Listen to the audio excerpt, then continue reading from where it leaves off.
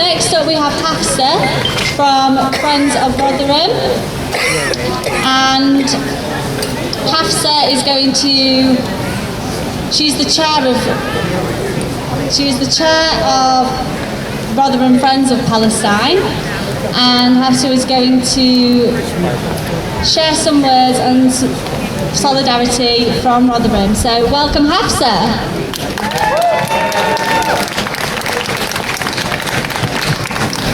Hi everyone, my name is Hafsah Yusfi and I am the chair of Rotherham Friends of Palestine.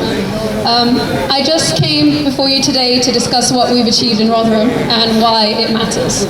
So I'd like to start off by thanking all of the volunteers of Rotherham Friends of Palestine, because with their help, after months and months of efforts, we managed to get our local Rotherham Council to call for a ceasefire and condemn the crimes of the Israeli government.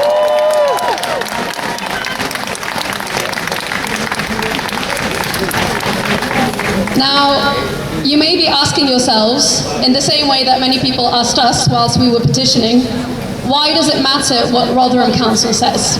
Rotherham is a small town in a small country in the world, and we had many people come to us and say, do you think if Rotherham Council calls for a ceasefire, there will be a ceasefire? And I said to them, no, I don't think that. But what I do know is this is how the revolution starts. It starts small.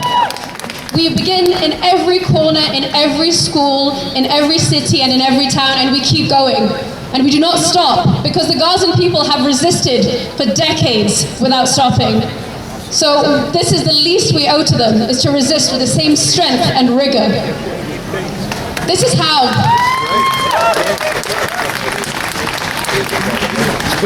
And this is how any revolution begins.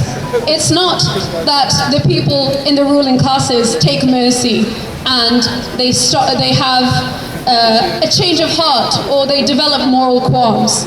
These fights begin at the grassroots level. The South African apartheid toppled similarly. It started at local council levels. The Pinochet regime in Chile, how was that resisted? It started with 4 average workers in a factory in Scotland refusing to work in the engines that bombed the Chilean people. This is how it begins, and this is how it continues.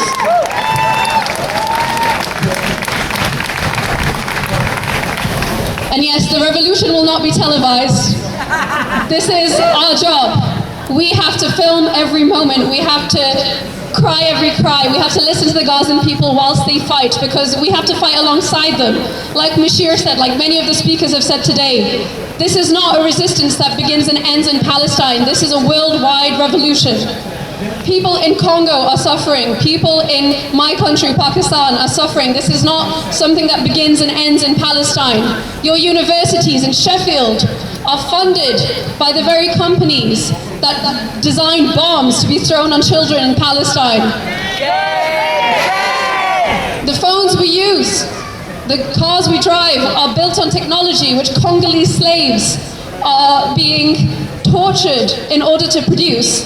These revolutions require consistency and strength, and most of all bravery. And that bravery is belief that you as a single individual can do something, because the oppressor benefits from your belief that you are powerless. The oppressor benefits from the disempowerment that we have experienced after the Iraq War, after watching these wars go on and on during our lifetimes.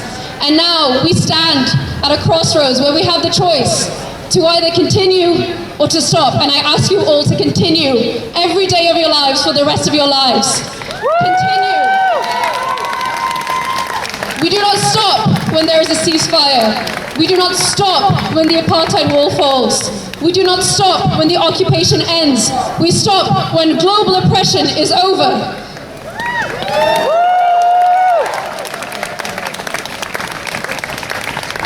Thank you all for coming out here today, and I will leave you with these final words, and those words are, free, free Palestine!